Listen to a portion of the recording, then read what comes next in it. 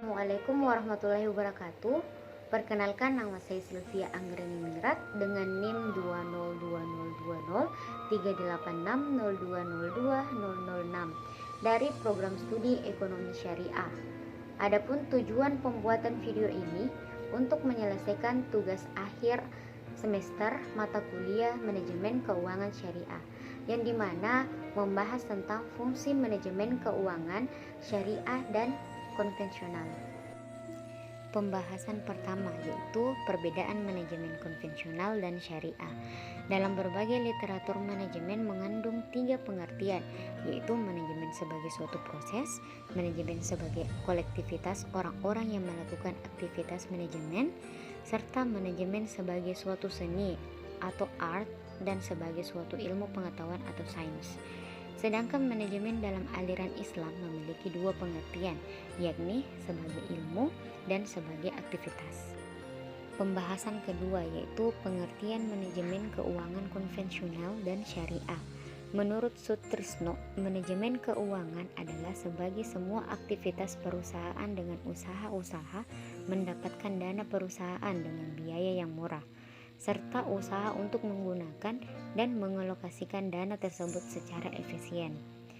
Menurut keuangan syariah adalah aktivitas perusahaan termasuk kegiatan planning, analisis, dan pengendalian terhadap kegiatan keuangan yang berhubungan dengan bagaimana memperoleh dana, menggunakan dana, dan mengelola aset sesuai dengan tujuan dan sasaran perusahaan untuk mencapai tujuan dengan memperhatikan kesesuaiannya pada prinsip-prinsip syariah. Selanjutnya, fungsi manajemen keuangan syariah. Fungsi manajemen keuangan syariah adalah berkaitan dengan keputusan keuangan yang meliputi 3 fungsi utama, yaitu keputusan investasi, keputusan pendanaan, dan keputusan bagi hasil atau dividen. Masing-masing keputusan harus berorientasi kepada pencapaian tujuan perusahaan. Dengan tercapainya tujuan perusahaan tersebut akan mendongkrak optimalnya nilai perusahaan. Fungsi manajemen keuangan syariah yang pertama itu keputusan investasi. Keputusan investasi berhubungan dengan masalah bagaimana manajer keuangan mengalokasikan dana saham bentuk investasi yang akan mendatangkan keuntungan di masa yang akan datang. Contoh bentuk internalisasi nilai-nilai Islami pada implementasinya. Investasi adalah bukan larangan dalam Islam asalkan harus sesuai dengan pedoman syariah, yaitu setidaknya investasi tidak mengandung unsur riba, maizir, gharar, zalim, dan haram.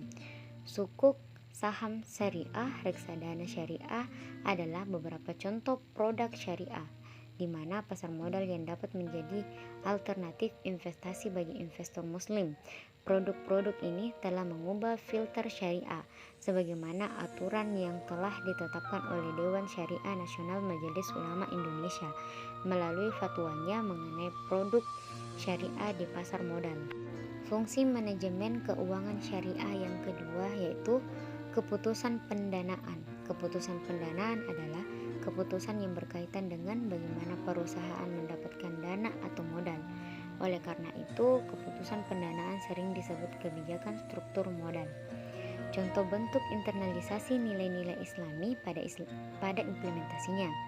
Sumber pendanaan bank syariah diantaranya berasal dari dana sendiri, dana pihak ketiga atau DPK, dan dana pinjaman. Dana bank syariah bisa berasal dari modal, yaitu modal inti atau core capital, kuasi ekuitas atau mudharabah account, dan dana titipan atau wadiah. Metode yang digunakan bank syariah di dalam mengalokasikan dananya dibedakan menjadi 2 pendekatan dengan mempertimbangkan sumber dana yang diperoleh bank syariah, yaitu pool of fund approach dan asset allocation approach. Fungsi manajemen keuangan syariah yang ketiga yaitu keputusan bagi hasil atau dividen. Bagi hasil atau dividen adalah proxy besar kecilnya kemakmuran investor dalam menanamkan dananya dalam suatu perusahaan. Oleh karena itu, bagi hasil dan dividen merupakan bagian yang sangat diharapkan oleh para investor dan pemegang saham. Contoh bentuk internalisasi nilai-nilai Islami pada implementasinya. Efek syariah berupa saham. Konsep saham merupakan konsep kegiatan musyarakah atau syirkah, yaitu penyertaan modal dengan hak bagi hasil usaha. Dalam konsep ini, saham tidak bertentangan dengan prinsip syariah karena saham merupakan bukti penyertaan modal dari investor kepada perusahaan. Selanjutnya, fungsi manajemen keuangan syariah yang keempat, yaitu keputusan zakat perusahaan. Zakat perusahaan adalah pengeluaran perusahaan berdasarkan nisab dan haul. Nisab menunjukkan besarnya harta yang wajib disakati, haul berkaitan dengan batas waktu suatu harta dapat disakati. Contoh bentuk internalisasi nilai-nilai Islami pada implementasinya. Zakat perusahaan mencakup harta perusahaan berupa komoditi, perdagangan, uang, dan piutang. Selanjutnya, fungsi manajemen keuangan konvensional.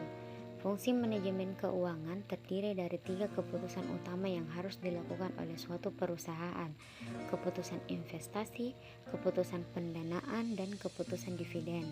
Masing-masing keputusan harus berorientasi pada pencapaian tujuan perusahaan.